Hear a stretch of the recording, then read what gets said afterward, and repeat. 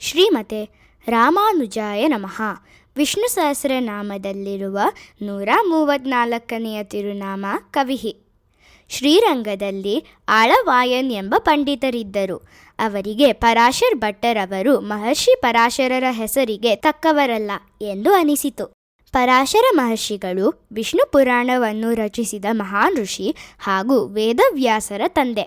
ಪರಾಶರರಂತಹ ಮಹರ್ಷಿಗಳಿಗೆ ಸಾಮಾನ್ಯ ಜನರಿಗೆ ಕಾಣದಿರುವ ವಿಷಯಗಳನ್ನು ನೋಡಲು ದಿವ್ಯ ದೃಷ್ಟಿಯಿತ್ತು. ಉದಾಹರಣೆಗೆ, ವೈರಸ್ ಮತ್ತು ಬ್ಯಾಕ್ಟೀರಿಯಾ ಮುಂತಾದ ಸೂಕ್ಷ್ಮಜೀವಿಗಳನ್ನು ನಾವು ಕಣ್ಣಿನಿಂದ ನೋಡಲು ಸಾಧ್ಯವಿಲ್ಲ. ಅದರಿಂದ ಅವು ಇಲ್ಲವೆಂದು ಹೇಳಲಾಗುವುದಿಲ್ಲ. ಅವು ಇವೆ. ಅವುಗಳನ್ನು ಮೈಕ್ರೋಸ್ಕೋಪ್ ಎಂಬ ವಿಶೇಷ ಸಾಧನದಿಂದ ನೋಡಬಹುದು. ಅದೇ ರೀತಿ ಪರಾಶರರಂತಹ ಮಹರ್ಷಿಗಳಿಗೆ ಅವರ ತಪಸ್ಸೇ ಮೈಕ್ರೋಸ್ಕೋಪ್ನಂತೆ ಕೆಲಸ ಮಾಡುತ್ತದೆ. ಅದರ ಮೂಲಕ ಅವರು ಸಾಮಾನ್ಯ ಜನರಿಗೆ ಅರ್ಥವಾಗದ ವಿಷಯಗಳನ್ನು ತಿಳಿದು ಹೇಳುತ್ತಾರೆ. ಆಳವಾಯನ್ ಪರಾಶರ್ ಭಟ್ಟರವರನ್ನು, ನಿಮಗೂ ಪರಾಶರ ಮಹರ್ಷಿಗಳಂತೆ ದಿವ್ಯ ದೃಷ್ಟಿ ಇದೆಯೇ ಎಂದು ಕೇಳಿದರು. ಪರಾಶರ್ ಭಟ್ಟರ್ ಮೌನವಾಗಿದ್ದರು. ಆದರೆ ಅವರ ಶಿಷ್ಯರು ಮೌನವಾಗಿರಲಿಲ್ಲ. ಅವರು ತಮ್ಮ ಗುರುಗೂ ಮಹರ್ಷಿಗಳಂತೆ ದಿವ್ಯ ದೃಷ್ಟಿ ಇದೆ ಎಂದು ಹೇಳಿದರು. ಪರಾಶರ್ ಭಟ್ಟರ್ ಮತ್ತು ಅವರ ಶಿಷ್ಯರಿಗೆ ತಿಳಿಯದಂತೆ ಆಳವಾಯನ್ ಒಂದು ಮಡಿಕೆಯಲ್ಲಿ ಹಾವನ್ನು ಇಟ್ಟರು.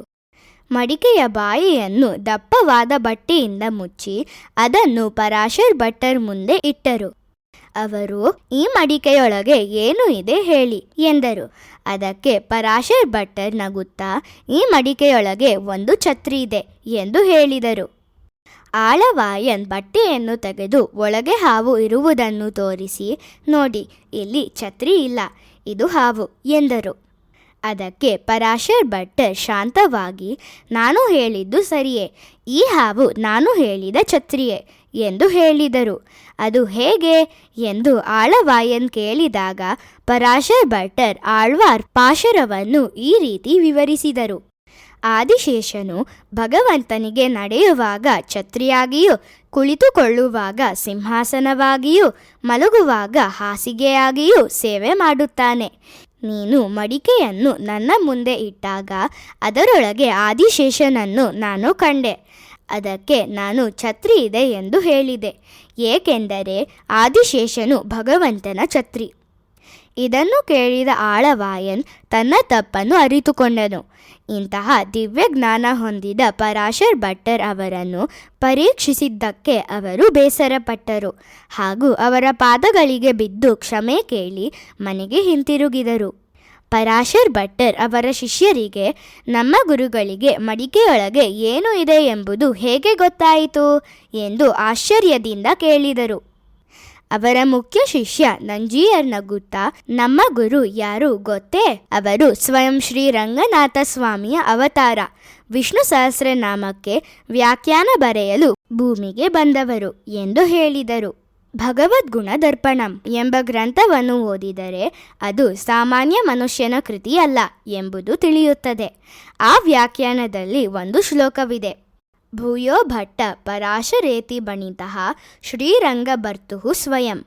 ಅದರ ಅರ್ಥ, ಸ್ವತಃ ಶ್ರೀರಂಗನಾಥ ಸ್ವಾಮಿಯೇ ಪರಾಶರ್ ಭಟ್ಟರ್ ರೂಪದಲ್ಲಿ ಈ ವ್ಯಾಖ್ಯಾನವನ್ನು ರಚಿಸಿದ್ದಾರೆ.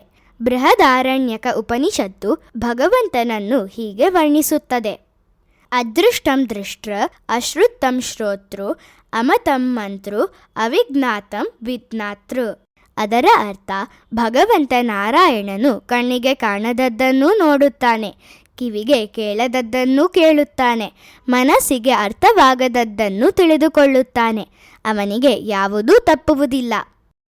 ಕವಿಹಿ ಎಂದರೆ ಸಾಮಾನ್ಯ ದೃಷ್ಟಿಗೆ ಮೀರಿದುದನ್ನು ನೋಡುವವನು ಎಂದು ಅರ್ಥ. ಆದ್ದರಿಂದ ಪೆರುಮಾಳನ್ನು ಕವಿಹಿ ಎಂದು ಕರೆಯುತ್ತಾರೆ, ಏಕೆಂದರೆ ಅವನು ಎಲ್ಲವನ್ನೂ ಸಂಪೂರ್ಣವಾಗಿ ಅರಿತುಕೊಳ್ಳುವವನು. ನಾವು ಪ್ರತಿದಿನ ಕವಯೇ ನಮಃ ಎಂದು ಜಪಿಸಿದರೆ ನಮ್ಮ ಸೀಮಿತ ದೃಷ್ಟಿಯಿಂದ ಕಾಣದ ಸತ್ಯಗಳನ್ನು ತಿಳಿಯಲು ಭಗವಂತನು ನಮಗೆ ಸಹಾಯ ಮಾಡುತ್ತಾನೆ. ಶ್ರೀಮತೆ ರಾಮಾನುಜಾಯ ನಮಃ.